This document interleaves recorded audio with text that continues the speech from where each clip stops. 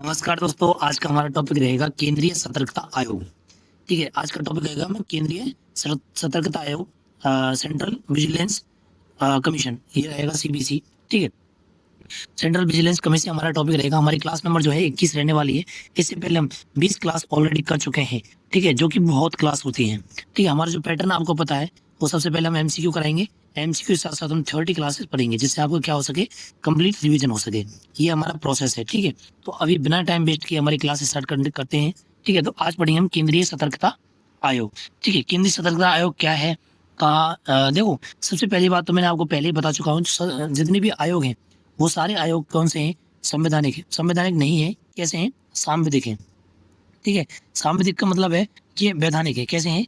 वैधानिक है। ठीक है, इनका संविधान में कोई भी उल्लेख नहीं देखने को मिलता है। तो पहली बात तो आपको ये याद रखनी है, सारे जो आयोग है, ज्यादातर आयोग, निर्वाचन आयोग में मत बोलना, क्योंकि निर्वाचन आयोग में देखो कुछ आयोग ऐसे हैं जिनके बारे में आपको पता है, और जिनके बारे में आपको पता है कि भाई ये जो है हमारे संविधान में वर्णित है, कहीं ना कहीं हमारे संविधान में इसके बारे में जिक्र है, तो आपको उसकी वो आपका वैधानिक नहीं होगा। ठीक है, तो अभी पहला क्वेश्चन से ही स्टार्ट करते हैं। ठीक है, तो हमारा पहला क्वेश्चन कह रहा है कि केंद्रीय सतर्कता आयोग एक दृष्टि में, देखो क्वेश्चन नहीं है ये, मैंने केंद्रीय सतर्कता आयोग के बारे में मैंने आपको जो है पहले से दे दिया है, क्योंकि कंसेप्ट क्लास में मैंने आपको ये नहीं पढ़ाया है, क्योंकि ज्यादा क्वेश्चन नहीं बनेंगे, छोटे मोटे क्वेश्चन बनेंगे, करंट अफेयर से रिलेटेड क्वेश्चन बनेंगे इसकी, तो वो मैं आपको यहाँ करा देता हूँ। ठीक है, तो केंद्रीय सतर्कता आयोग जो है उसकी स्थापना 1964 में होती है, और के संतानवे जो समिति बनती है उसकी सिफारिश पर इसकी जो है स्थापना होती है। ठीक है, कब होती है? 1964 में होगी, और के संतानवे जो समिति है उसकी सिफारिश पर इसका क्या होता है, इस आयोग की क्या होती है, स्थापना होती है। ठीक है, क्या ये संवैधानिक दर्जा, देखो संवैधानिक दर्जा की बात करूं तो यह संवैधानिक दर्जा इसको प्राप्त नहीं है। क्यों? क्योंकि गैर संवैधानिक संस्था है, ये एक नियम के द्वारा बनी है, एक अधिनियम के द्वारा बनी है, तो ये संवैधानिक जो है निकाय नहीं हो सकता। ठीक है, ये कैसा है? सांविधिक है। सांविधिक का मतलब ये वैधानिक है। ठीक है, तो वैधानिक दर्जा कब मिला था? 2003 में इसको वैधानिक दर्जा प्राप्त हुआ है। संरचना देखो, यानी इसमें कितने सदस्य होते हैं, तो इसमें कुल 3 सदस्य होते हैं। एक मुख्य आयुक्त होता है और 2 अन्य आयोग किसमें शामिल होते हैं।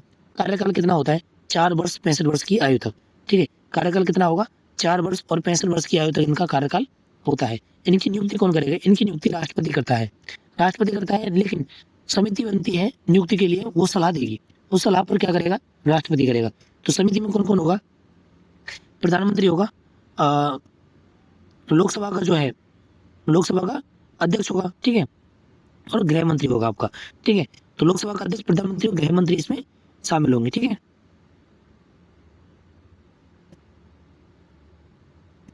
ठीक है, ये 3 सदस्यों की समिति होती है। और अधिकार और इसकी कार्य प्रणाली की अगर मैं बात करूं, अगर केंद्रीय सतर्कता आयोग के अधिकार और कार्य प्रणाली की अगर मैं बात करूं, तो इसमें दीवानी शक्तियां हैं। देखो एक और चीज याद रखो, जो भी आयोग है, जो भी नियम के द्वारा जो वैधानिक आयोग जो है, उनको सबको दीवानी न्यायालय की जो शक्तियां हैं वो प्राप्त है। दीवानी न्यायालय की शक्तियां का मतलब क्या है? यानी सिविल शक्तियां। सिविल शक्तियां का मतलब दंड देने का अधिकार नहीं है इनको, ये केवल जांच कर सकती हैं। किसी भी मामले की कोई भी शिकायत आई है इनको, तो उसकी क्या करेंगे? जांच कर सकती हैं। जांच के अलावा उसको, उस जो संबंधित व्यक्ति है उसको समन कर सकती हैं, उस पर शपथ पत्र जो है उस पर हस्ताक्षर करवा सकती हैं।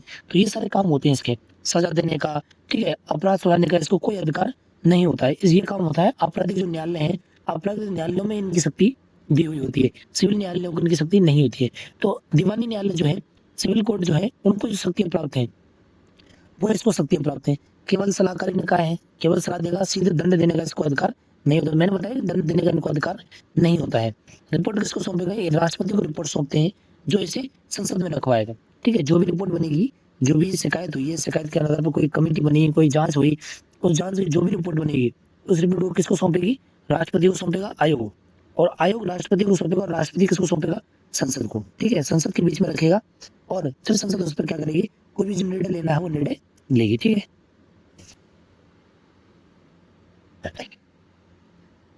इसके अधिकार क्षेत्र की मैं बात करूं, इसके अधिकार क्षेत्र में क्या क्या आएगा, तो आरबीआई, नाबार्ड और सिडबी और ग्रेड डी प्लस के जो अधिकारी हैं वो इसमें शामिल होंगे। सार्वजनिक बैंक जैसे स्केल 5+ के जो अधिकारी हैं वो आपके शामिल होंगे। एलआईसी, वरिष्ठ डिविजनल प्रबंधक से ऊपर जो भी है वो आपके शामिल होंगे। यानी आरबीआई, नाबार्ड, सिडबी में ग्रेड डी+ से, डी से अधिक D+ वाले, सार्वजनिक बैंक में स्केल 5+ वाले, और आपके LIC में वरिष्ठ डिविजनल प्रबंधन प्लस वाले। ठीक है, तो ये सारे इसमें शामिल होंगे। किसके अधिकार क्षेत्र में आएंगे? केंद्रीय सतर्कता आयोग के अधिकार क्षेत्र में आएंगे। ठीक है, अन्य की बात करूँ तो विश्व ब्लोअर की सुरक्षा PMLA 2002 और लोकपाल अधिनियम के तहत जांच में सहायता कर सकती है। ठीक है, तो किसमें सहायता करती है? विश्व ब्लोअर ये चीज होती है जिसकी सुरक्षा PMLA 2002 और लोकपाल अधिनियम के तहत जांच कर सकती है। ठीक है, तो विश्व ब्लोअर का इसके बारे में तो मुझे भी ढंग से नहीं पता। ठीक है, क्या चीज है ये? तो ये चीजें आपको केंद्रीय सतर्कता आयोग जो है उसके बारे में आपको याद रखनी है। ठीक है, केंद्रीय सतर्कता आयोग कब बनता है? 1964 में उसको सिफारिश दी जाती है। ठीक है, वैधानिक दर्जा 2003 में प्राप्त होता है। इसमें 1+2 करके इसमें कुल 3 सदस्य होते हैं। कार्यकाल इसका 4 वर्ष 65 वर्ष की आयु तक होता है। राष्ट्रपति के द्वारा इसका नियुक्ति की जाती है और 3 सदस्यों की समिति की सिफारिश पर की जाती है। ठीक है, इसको दीवानी न्यायालय जो है सिविल कोर्ट की शक्तियां प्राप्त होती हैं। केवल सलाहकारी निकाय है, दंड देने का इसको कोई अधिकार नहीं होता। ठीक है, इसकी रिपोर्ट जो है राष्ट्रपति को सौंपता है। राष्ट्रपति इसे कहाँ रखवाएगा? संसद में रखवाएगा। अधिकार क्षेत्र देख सकते हो इसके, और इसकी अन्य भूमिका भी देख सकते हो। ठीक है, अभी हम क्वेश्चन करेंगे। ठीक है, अभी आपको सतर्कता आयोग के बारे में पता चल गया है कि सतर्कता आयोग है क्या। ठीक है, सतर्कता आयोग क्या चीज है वो आपको पता चल गया है। अभी हम केंद्रीय सतर्कता आयोग से संबंधित जो भी क्वेश्चन है, जो भी क्वेश्चन बन सकते हैं, इंपॉर्टेंट क्वेश्चन, वो करते हैं। तो पहला क्वेश्चन कह रहा है कि केंद्रीय सतर्कता आयोग की स्थापना और प्रकृति के संदर्भ में निम्न कथनों पर विचार कीजिए। यानी ये कह रहा है केंद्रीय सतर्कता आयोग जो है उसकी स्थापना और प्रकृति के संबंध में।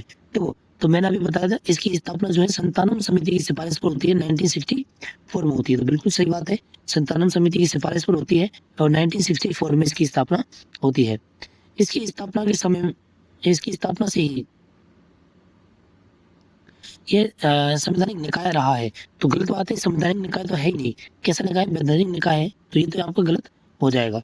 वर्ष 2003 में संसद के द्वारा इसे वैधानिक दर्जा दिया गया था। तो बिल्कुल सही बात है कि वर्ष 2003 में इसे संसद के द्वारा वैधानिक दर्जा दिया गया था। तो 1 और 3 इसका राइट आंसर हो जाएगा। ठीक है, 1 और 3।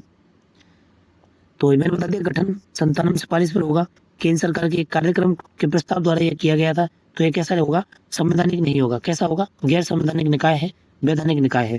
ठीक है, और 2003 में इसे वैधानिक का दर्जा भी दे दिया गया है। तो आपको उम्मीद करता हूँ कि पहला क्वेश्चन जो है वो आपको समझ में आया होगा। इसके संगठन से संबंधित है, वो आपको याद करना है। ठीक है, अभी नेक्स्ट क्वेश्चन पे चलते हैं। तो केंद्रीय सतर्कता आयुक्त और अन्य सतर्कता आयुक्तों की नियुक्ति के लिए गठित, यानी ये कह रहा है केंद्रीय सतर्कता आयुक्त और अन्य सतर्कता आयुक्त जो है उनकी नियुक्ति के लिए गठित चयन समिति में कौन कौन शामिल नहीं होता है। तो देखो, मैंने आपको बताया था कि इसमें प्रधानमंत्री शामिल होगा। ठीक है, प्रधानमंत्री शामिल होता है, विपक्ष का नेता, लोकसभा में विपक्ष का नेता मैंने आपको बताया था, और केंद्रीय गृह मंत्री मैंने आपको बताया था। ठीक है, ये 3 सदस्य जो हैं उसके चयन की समिति में शामिल होते हैं। वो समिति जो है जो सिफारिश देगी उसको राष्ट्रपति मानेगा और मानने के बाद उसकी नियुक्ति करेगा। ठीक है, ये प्रोसेस होती है। तो इसमें भारत के मुख्य न्यायाधीश के बारे में हमने कहीं जिक्र नहीं किया था। भारत का मुख्य न्यायाधीश इसमें राइट आंसर हो जाएगा। यानी ये उसमें केंद्रीय सतर्कता आयुक्त जो है और अन्य सतर्कता आयुक्त है उनकी नियुक्ति में ये कहीं भी शामिल नहीं होता है। ठीक है, अगला देखो, अगला मैंने बता दिया आपको CBC की नियुक्ति में आपको राष्ट्रपति के द्वारा की जाती है। समिति बनती है, सिफारिश के लिए समिति बनती है। कितनी सदस्यों की? 3 सदस्यों की। प्रधानमंत्री जो अध्यक्ष होते हैं, लोकसभा के विपक्ष के नेता होते हैं, और केंद्रीय गृह मंत्री, ये 3 सदस्य इसमें शामिल होते हैं। भारत के मुख्य न्यायाधीश इसका समिति का हिस्सा नहीं होते हैं। ठीक है, दूसरा क्वेश्चन आपको समझ में आ गया। तीसरा क्वेश्चन चलते हैं हम, कथन और कारण वाला क्वेश्चन है। देखो, अभी जो एग्जाम टफ करने की बात कही गई थी, वो एग्जाम टफ कैसे होगा? वो एग्जाम टफ ऐसे ही होगा कि स्टैटिक क्वेश्चन ना पूछ के आपको कथनों वाले क्वेश्चन दे दिए जाएंगे। आपको एक ही क्वेश्चन में 3-3 क्वेश्चन पूछ लिए जाएंगे, ऐसा क्वेश्चन दिया जाएगा, जो कि मैं प्रीवियस आपको 2 क्वेश्चन करा चुका हूँ। ठीक है, ऐसे क्वेश्चन आपको दिए जाएंगे। तो उसी प्रकार से आपको तैयारी करवाई जा रही है जिस हिसाब से क्वेश्चन पूछे जा सकते हैं। ठीक है, तो कथन कह रहा है कि केंद्रीय सतर्कता आयुक्त अपने कार्यकाल के बाद केंद्र और राज्य सरकार के अधीन कोई भी पद धारण नहीं कर सकता। यानी ये कह रहा है कि केंद्रीय सतर्कता आयुक्त जो है अपने कार्यकाल के बाद केंद्र या राज्य सरकार के अधीन कोई भी पद धारण नहीं कर सकता। तो बिल्कुल सही बात है कि कोई भी पद धारण नहीं कर सकता। ठीक है, दूसरा कथन कह रहा है, और दूसरा कारण कह रहा है क्योंकि यह उनकी स्वतंत्रता, निष्पक्षता और सुनिश्चित करने के लिए संवैधानिक प्रतिबंध लगाता है। तो ऐसा कुछ नहीं है, क्योंकि ये संवैधानिक तो है नहीं। प्रतिबंध तो जब लगाएगा जब संवैधानिक होगा। ठीक है, तो संवैधानिक है ही नहीं, तो कारण तो गलत हो गया। सीधा साधा कारण क्या होगा? गलत हो गया। कहने का मतलब यानी ए कथन ए सही है, आर गलत है। ए सही है, आर गलत है, यानी ऑप्शन सी इसका राइट आंसर हो जाएगा। ठीक है, कौन सा राइट आंसर हो जाएगा? ऑप्शन सी इसका राइट आंसर है। समझ में आया? अगर संवैधानिक नहीं हो तो वैधानिक होता, तो ये हम कुछ सोचते कि भाई अगर उनकी स्वतंत्रता और निष्पक्षता सुनिश्चित करने के लिए वैधानिक प्रतिबंध लगाता है, ऐसा अगर हम सोचते तो बात होती है। ठीक है, अगर ये संवैधानिक संवैधानिक देखिए तो संवैधानिक तो है ही नहीं। ठीक है, क्योंकि सीबीसी संविधान का हिस्सा नहीं है ये, इसलिए ये संवैधानिक प्रतिबंध नहीं होगा। ठीक है, यह एक वैधानिक प्रावधान है। कैसा है? वैधानिक प्रावधान है। आया बात समझ में? ठीक है, तो आपको याद रखना है संवैधानिक और गैर संवैधानिक आयोगों में। ठीक है, अगला क्वेश्चन है हमारा 4 नंबर का क्वेश्चन कह रहा है कि केंद्रीय सतर्कता आयोग के कार्य क्षेत्र के संबंध में कौन सा युग्म सम्मिलित है? कौन सा युग्म सम्मिलित है? सम्मिलित है पूछा है। ठीक है, तो केंद्रीय सतर्कता आयोग से संबंधित कौन सा युग्म सम्मिलित है वो देख लेते हैं अभी हम। ये कह रहा है कि अखिल भारतीय सेवा के सदस्य, ये कह रहा है अखिल भारतीय सेवा के सदस्य केंद्र सरकार के मामले में, तो ऐसा तो कुछ नहीं है। यानी ये कह रहा है कि जो सतर्कता आयोग है वो उसके क्षेत्राधिकार के बारे में ये क्वेश्चन दिया है कहने का मतलब। ठीक है, जैसे सार्वजनिक बैंक स्केल 2 नहीं, सार्वजनिक बैंक में स्केल 5+ था। ठीक है, और इसमें क्या आरबीआई, नाबार्ड और सिडबी में ग्रेड और इसके ऊपर के अधिकारी, डी ग्रेड और उसके ऊपर के अधिकारी, ये मैं आपको बता चुका था इसके क्षेत्राधिकार में आता है। ठीक है, तो आपका जगह एसबीआई, नाबार्ड और सिडबी और मैं ग्रेड डी और उसके ऊपर के अधिकारी। ठीक है, तो वह किसके कार्य क्षेत्र में आते हैं? तो वे किसके कार्य क्षेत्र में आएंगे? केंद्रीय सतर्कता आयोग के कार्य क्षेत्र में आएंगे। ठीक है, तो क्वेश्चन आपको सही पढ़ना है। पूछा जाता है कार्य क्षेत्र के संबंध में कौन सा सम्मिलित है, तो कौन सा सम्मिलित है? यही सम्मिलित, ऑप्शन सी। ठीक है, और सब सम्मिलित नहीं होंगे। अगला कह रहा है कि राष्ट्रपति किन आधारों पर सतर्कता आयोग को पद से हटा सकता है? यानी ये कह रहा है कि राष्ट्रपति के पास कौन सी किस आधार पर उस व्यक्ति को जो आयुक्त है उसको पद से हटा सकता है? तो पहली बात तो यह है, अगर वह दिवालिया है, अगर वह दिवालिया घोषित हो जाए तो बिल्कुल हटा सकता है। दिवालिया घोषित होने पर कौन रखेगा? बिल्कुल हटाएगा। कार्य क्षेत्र से बाहर लाभ का पद धारण करता हो, यानी वह अपने कार्य क्षेत्र से बाहर कोई भी लाभ का पद धारण करता हो, जबकि मैंने बताया लाभ का पद धारण नहीं कर सकता, तो ये भी आपका क्या हो जाएगा? बिल्कुल सही बात है। अगर कदाचार और अक्षमता के आधार पर भी उसको हटा सकता है, बिल्कुल। अगर उसने उसने कदाचार किया है या उसके पास क्षमता नहीं है वो करने की, तो उसके लिए भी उसको क्या कर सकता है? हटा सकता है। चौथा कह रहा है मानसिक एवं शारीरिक विकृति, यानी मानसिक एवं शारीरिक विकृति है उसको, तो भी उसको हटा सकता है। तो ये चारों कारण मेरे हिसाब से सही है कि दिवालिया हो, कार्य क्षेत्र से बाहर किसी लाभ के पद धारण करता हो, कदाचार और अक्षमता के आधार पर, और मानसिक एवं शारीरिक विकृति के आधार पर। ठीक है, इन सभी के आधार पर इसको हटाया जा सकता है। ठीक है साहब, तो 1 2 3 4 चारों के चारों इसमें सही है, तो ऑप्शन डी राइट आंसर हो जाएगा इसका। कौन सा राइट आंसर हो जाएगा? ऑप्शन डी, यानी राष्ट्रपति वर्तमान में जो द्रौपदी मुर्मू है इन सभी चारों आधारों पर सतर्कता आयोग को हटा सकती है। लाभ का पद, यदि व्यक्ति सरकार से कोई वित्तीय लाभ प्राप्त कर रहा है, जैसे राष्ट्रपति, राज्यपाल, मंत्री आदि अपवाद है इसके, तो वो भी हटा दिया जाता है। कदाचार के आधार पर इनको हटाया जा सकता है। तो उम्मीद करता हूँ कि आपको ये क्वेश्चन समझ में आया होगा कि जो आयुक्त है उसको राष्ट्रपति किन किन आधारों पर हटा सकता है। ठीक है, नेक्स्ट क्वेश्चन है हमारा कि केंद्रीय सतर्कता आयोग के कार्यों के संबंध में कौन सा कथन गलत है? यानी ये पूछ रहा है केंद्रीय सतर्कता आयोग जो है उसके संबंध में कौन सा कथन गलत है कार्यों के संबंध में। अब इसके कार्य बताए गए केंद्रीय सतर्कता आयोग के। तो देखो जरा, पहला कह रहा है कि भ्रष्टाचार निवारण अधिनियम 1988 के तहत अपराधों की जांच कर सकता है। तो केंद्रीय सतर्कता आयोग जो है वो अपराधों की जांच कर सकता है ताकि वो सतर्क रह सके, ताकि वो चीजों को पहले से ही भाप सके। तो उसके लिए उसको क्या करना पड़ेगा? उन अपराधों की जांच करनी पड़ेगी। ठीक है, तो भ्रष्टाचार निवारण अधिनियम 1988 के तहत इनको अपराध करने की जांच है, तो बिल्कुल सही है। ठीक है, हमसे क्या पूछा है? गलत कथन पूछा है, तो ये बिल्कुल सही लाइन है। ठीक है, अगला कह रहा है कि सीबीआई के कार्यों की देखरेख और उसे निर्देश दे सकता है। तो सीबीआई के साथ ये कार्यों की देखरेख कर सकता है, उसे निर्देश भी दे सकता है, तो ये भी आपका पॉइंट सही हो जाएगा। अगला क्या है कि दोषी अधिकारी को सीधे तौर पर कारावास की सजा सुना सकता है, तो ये तो गलत है, क्योंकि सिविल जो शक्तियां हैं उसमें कारावास की सजा वगैरह का तो कोई प्रावधान है नहीं, दंड देने का तो कोई प्रावधान है ही नहीं। ठीक है, ये आपराधिक मामलों में आते हैं, तो ये आपका क्या हो जाएगा? गलत हो जाएगा। और डीवा कह रहा है कि मनी लॉन्ड्रिंग प्रिवेंशन अधिनियम 2002 के तहत सूचना प्राप्त करने का विशेष अधिकार किसको प्राप्त है? आपके केंद्रीय सतर्कता आयोग। ठीक है, प्राप्त करने का अधिकार है। ठीक है, तो कहने का मतलब ये है, ऐसा पूछा है गलत क्वेश्चन, तो आपका ये भी सही हो जाएगा। गलत कौन सा हो जाएगा? Option C. क्यों? क्योंकि केंद्रीय सतर्कता आयोग को सिविल शक्तियां, सिविल जो न्यायालय है, सिविल न्यायालय की शक्तियां प्राप्त हैं और सिविल न्यायालय की शक्तियां में जांच कर सकते हैं, उसको समन कर सकते हैं, लेकिन दंड देने का कोई अधिकार नहीं है, सजा देने का कोई अधिकार नहीं है। ठीक है, तो आपका ऑप्शन सी राइट आंसर हो जाएगा इसमें, क्योंकि जो आयोग है आपका केंद्रीय सतर्कता जो आयोग है वो सलाहकारी और परामर्शकारी निकाय है, इसमें सजा देने का कोई अधिकार नहीं है, इसके पास केवल दीवानी शक्तियां हैं, आपराधिक शक्तियां नहीं है, ये केवल जांच कर सकता है, सलाह दे सकता है, किसी को सीधे दंड या कारावास की सजा नहीं दे सकता। आया बात समझ में? ठीक है, अभी अगला क्वेश्चन है हमारा कि केंद्रीय सतर्कता आयोग और केंद्रीय सतर्कता आयोग की कार्यप्रणाली के बारे में निम्न कथनों में से कौन सा कथन सही है। ये कह रहा है कि केंद्रीय सतर्कता आयोग की कार्यप्रणाली के बारे में। ठीक है, तो इसका मुख्यालय नई दिल्ली में है, तो बिल्कुल सही है, इसका मुख्यालय कहाँ है, नई दिल्ली में है। यह अपनी रिपोर्ट भारत के राष्ट्रपति को सौंपता है, तो मैंने आपको बता चुका हूँ कि रिपोर्ट किसको सौंपेगा, भारत के राष्ट्रपति को सौंपेगा। तीसरा कथन कह रहा है कि यदि सरकार इसकी सलाह नहीं मानती, यदि सरकार इसकी सलाह नहीं मानती तो उसे लिखित में कारण बताना होगा, तो बिल्कुल सही बात है, अगर सरकार इसकी सलाह नहीं मानेगी, केंद्रीय सतर्कता आयोग ने कोई सलाह दी है और उस सलाह को अगर सरकार नहीं मान रही है तो सरकार को लिखित में देना पड़ेगा कि मैं इस सलाह को नहीं मान रही हूँ। आया बात समझ में? तो तीनों के तीनों कथन क्या है, बिल्कुल सत्य कथन है। कैसे सत्य कथन है, सत्य कथन है, तो ऑप्शन डी इसका राइट आंसर हो जाएगा। कौन सा हो जाएगा, ऑप्शन डी। यानी मुख्यालय नई दिल्ली में है, ये अपनी वार्षिक रिपोर्ट जो है राष्ट्रपति को सौंपता है, जिसे राष्ट्रपति संसद के दोनों सदनों में रखवाता है। ठीक है, संसद के दोनों सदनों के समक्ष रखवाएगा। सरकार की जवाबदेही कैसे तय करेगा कि यदि सरकार इसकी सलाह को नहीं मान रही है, सरकार को सलाह से असहमत हो रही है सरकार, तो सरकार को अनिवार्य रूप से लिखित में देना पड़ेगा। ठीक है, लिखित में स्पष्टीकरण देना पड़ेगा क्यों इसकी सलाह को नहीं माना जा रहा है। ठीक है, तो ये इसकी पावर होती है, इसकी शक्ति होती है, इसकी कार्यप्रणाली है किसकी, केंद्रीय सतर्कता आयोग। ठीक है, और नेक्स्ट क्वेश्चन पर बढ़ने से पहले दोस्तों एक आपको चीज बता दें, एक आपको अपडेट दे देते हैं कि हमारा चैनल मिलन पाठशाला, इसको जाकर के आप सब्सक्राइब कर लो, क्योंकि ये बहुत इंपॉर्टेंट रहने वाला है।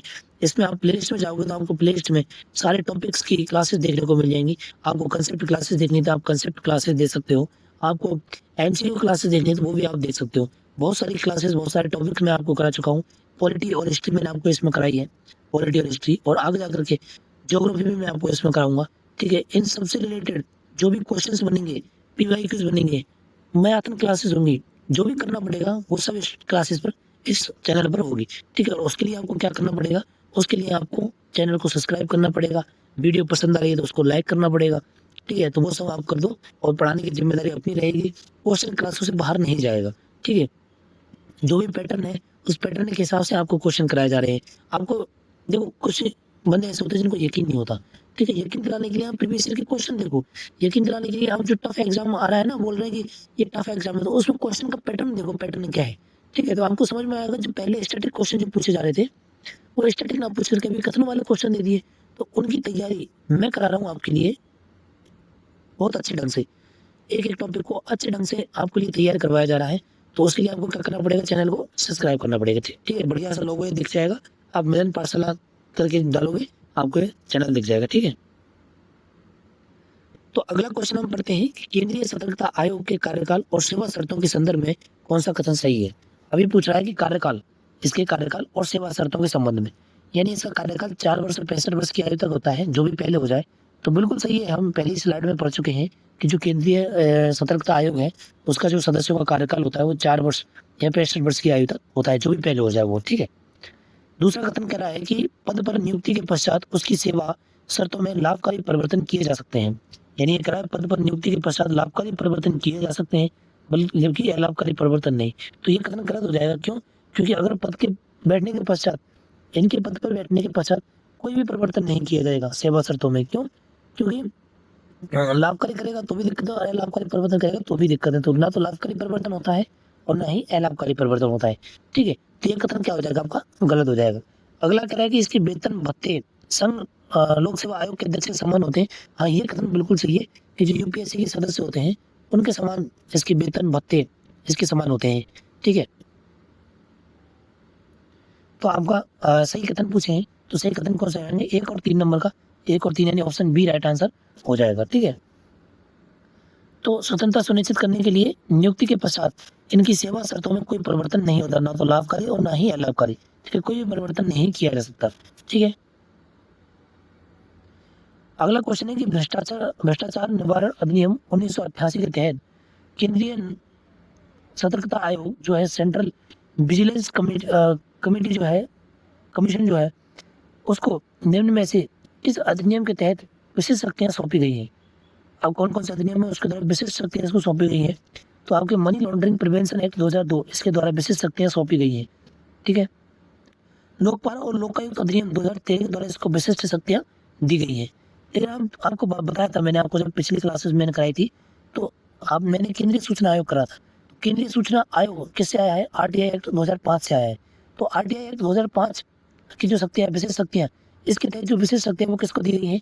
उसको दी गई है किसको? केंद्रीय सूचना आयोग को, ना कि केंद्रीय सतर्कता आयोग को। ठीक है, तो इसमें दो इसके राइट आंसर हो जाएंगे, यानी मनी लॉन्ड्रिंग प्रिवेंशन अधिनियम और लोकपाल लोकायुक्त अधिनियम, इनके दोनों के द्वारा इसको विशेष शक्तियां प्राप्त की गई है। ठीक है, किसको? केंद्रीय सतर्कता आयोग को। ठीक है, आया बात समझ में? ठीक है, तो आपके एक और दो राइट आंसर हो जाएगा, ऑप्शन ए इसका राइट आंसर हो जाएगा। अगला क्वेश्चन हमारा कह रहा है कि निम्न में से कौन सा युग्म सही सुमेलित है? यानी पूछा है कि निम्न में से कौन सा युग्म कैसा है?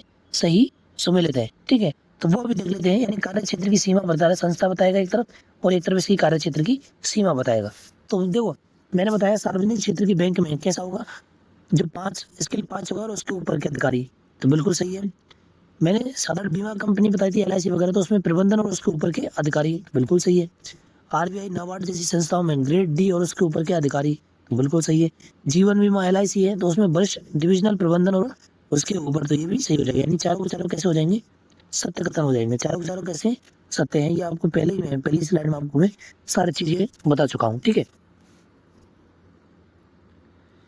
अगला क्वेश्चन है कि लोकपाल और लोकायुक्त अधिनियम के तहत केंद्रीय सतर्कता आयोग की भूमिका के बारे में गलत कथन छांटना है। कौन सा कथन छांटना है? गलत कथन। लोकपाल और लोकायुक्त के अधिनियम के तहत, तो यह लोकपाल द्वारा भेजी गई शिकायतों की प्राथमिक जांच करता है। तो बिल्कुल सही बात है कि लोकपाल के द्वारा जो भी जांच भेजी जाएंगी उन जांचों की क्या करेगा? जांच करेगा। ठीक है, CBI में पुलिस अधीक्षक स्तर के नियुक्ति हेतु गठित समिति की अध्यक्षता करता है। तो ये भी सही है कि CBI के द्वारा जो CBI में जो पुलिस अधीक्षक है उसके स्तर की नियुक्ति हेतु एक समिति गठित की जाती है, उसकी अध्यक्षता कौन करेगा?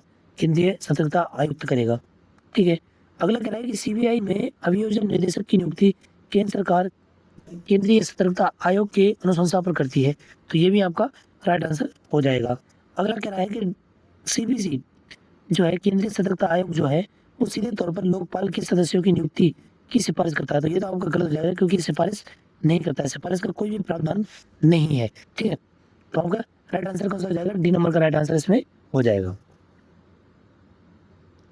ठीक है, अगला क्वेश्चन है हमारा कि केंद्रीय सतर्कता आयोग की कार्य प्रणाली के संबंध में कौन सा कथन गलत है? अब कार्य प्रणाली के बारे में फिर से गलत कथन पूछा है। तो देखो, पहला कथन कह रहा है कि आयोग की प्रकृति सलाहकारी है। बिल्कुल सलाहकारी है। इसे दीवानी न्यायालय की शक्तियां कहते हैं। तो बिल्कुल सही बात है, दीवानी न्यायालय की शक्तियां प्राप्त हैं इसे। केंद्रीय सतर्कता आयोग केंद्र सरकार के प्राधिकरणों से कोई भी जानकारी या रिपोर्ट मांग सकता है। तो बिल्कुल मैंने माना, रिपोर्ट मांग सकता है, उसकी जांच कर सकता है, समन कर सकता है। तो ये भी आपका सही हो जाएगा। तीसरा नंबर का कह रहा है कि यदि सरकार केंद्रीय सतर्कता आयोग की सलाह से सहमत नहीं है तो उसे मौखिक स्पष्टीकरण देना पड़ेगा। तो ये गलत हो जाएगा। क्यों? क्योंकि मैंने आपको पहले बता चुका हूँ कि मौखिक स्पष्टीकरण से कुछ नहीं होगा। सरकार को लिखित में स्पष्टीकरण देना पड़ेगा कि आपने CBC की जो सिफारिश है उनको क्यों नहीं माना, केंद्रीय सतर्कता आयोग तो जो है उसकी सिफारिशों को क्यों नहीं माना, ये आपको बताया जाएगा। ठीक है, वो लिखवाया जाएगा आपको। तो मौखिक नहीं होगा, लिखित में होगा। अगला कह रहा है कि CBC अपने वार्षिक कार्यों की रिपोर्ट राष्ट्रपति को सौंपती है। तो बिल्कुल सही बात है, राष्ट्रपति फर्दर उनको किसके पास सौंपेगा? आपके संसद के पास सौंपता है। तो आपको गलत कथन पूछा, गलत कौन सा हो जाएगा? Option C। आया समझ में? ठीक है, लेकिन में स्पीकर देना जरूरी है। अगला क्वेश्चन कह रहा है कि लोक हित प्रकटीकरण। अगला क्वेश्चन कह रहा है कि लोक हित प्रकटीकरण और सूचक की सुरक्षा। सूचक क्या है? देखो, सूचक है जो सूचना देने वाला होता है। सूचना देने वाले का मतलब है वह व्यक्ति जो विभाग के भीतर व्याप्त भ्रष्टाचार की सूचना दे। यानी विभाग के भीतर, CBC के भीतर कोई भी भ्रष्टाचार हो रहा है, उसकी सूचना किसको दे? आपके बाहर ला करके दे दे तो वो आपका सूचक कहलाता है। तो ये कह रहा है कि लोकहित प्रकटीकरण और ये आ गया ना विसल ब्लोअर और सूचक सुरक्षा के संदर्भ में सीबीसी के कार्यों का अर्थ क्या है, यानी भ्रष्टाचार के गवाहों को पुलिस सुरक्षा प्रदान करना। तो बिल्कुल सही है कि भ्रष्टाचार के गवाहों को पुलिस सुरक्षा प्रदान करेगी। अच्छा, इसमें पूछा है कौन सा अर्थ सटीक बैठेगा, तो सटीक अर्थ देखते हैं हम। सटीक अर्थ देखने के लिए कि सूचक की प्राप्त गुप्त जानकारी गुप्त रखेगा और प्राप्त शिकायत की जांच करेगा, ये सटीक है, क्योंकि सूचक जो है उसकी जानकारी गुप्त रहनी चाहिए। यही तो मेन पॉइंट है कि जो सूचना दी है उस व्यक्ति ने उसकी जानकारी रिवील नहीं करनी है, उसकी जानकारी गुप्त रखनी है और जो शिकायत मिली है उन शिकायतों की क्या करनी है, जांच करनी है। आई बात समझ में? ठीक है। और नेक्स्ट क्वेश्चन है, ये हमारा लास्ट क्वेश्चन है। ठीक है, इस टॉपिक का ये हमारा लास्ट क्वेश्चन है। पूछ रहा है कि मुख्य सतर्कता आयुक्त के संदर्भ में सही युग्म पहचानिए और भारत के प्रथम मुख्य सतर्कता आयुक्त कौन है। ये देखिए, तो भारत के पहले मुख्य सतर्कता आयुक्त कौन है आपके, NS राव। कौन है? NS राव है भारत के पहले मुख्य सतर्कता आयुक्त। ठीक है, वर्तमान में PK श्रीवास्तव है। ठीक है, वर्तमान में इस पद पर है। अन्य आयुक्त में SS राजीव है, प्रवीण वशिष्ठ वर्तमान में अन्य सतर्कता आयोग के पद पर कार्य कर रहे हैं। ठीक है, तो ये आपके क्वेश्चन आपको क्लियर होने चाहिए। ठीक है, तो मैं उम्मीद करता हूँ कि मैंने केंद्रीय सतर्कता आयोग जो है उससे रिलेटेड बहुत सारे क्वेश्चन मैंने आपको करा दिए हैं। ठीक है, बहुत सारे क्वेश्चन मैंने आपको कराए हैं और पैटर्न के हिसाब से मैंने आपको क्वेश्चन कराए हैं, ताकि क्वेश्चन इसमें कुछ नॉर्मल क्वेश्चन भी है और कुछ टफ क्वेश्चन भी है। ठीक है, तो उन सभी क्वेश्चनों को आपको पढ़ना है, आपको ज़्यादा कुछ नहीं करना, बस ध्यान से सुनना है, ताकि आपको जल्दी से रिवीजन हो जाए और याद करवाने की जिम्मेदारी मेरी है। और अभी जाते टाइम आपको फिर से बता दूँ कि जो चैनल है अपना मिलन पाठशाला, चैनल को जाकर के सब्सक्राइब कर लें। वीडियो पसंद आ रही है तो उसको लाइक करें, शेयर करें, कमेंट में बताएं आपको क्या अच्छा लगा है और क्या अच्छा नहीं लगा है। कुछ सुधार चाहते हैं, कुछ अमेंडमेंट चाहते हैं तो भी आप कमेंट बॉक्स में बताएं, ताकि मैं अमेंड कर सकूं। ठीक है, तो आज की क्लास यहीं समाप्त करते हैं। बड़ों का सम्मान करें, छोटों को प्यार दें, अपना व्यक्तित्व इस प्रकार से विकसित करें कि पुरुष और महिलाएं आपके साथ सुरक्षित महसूस करें।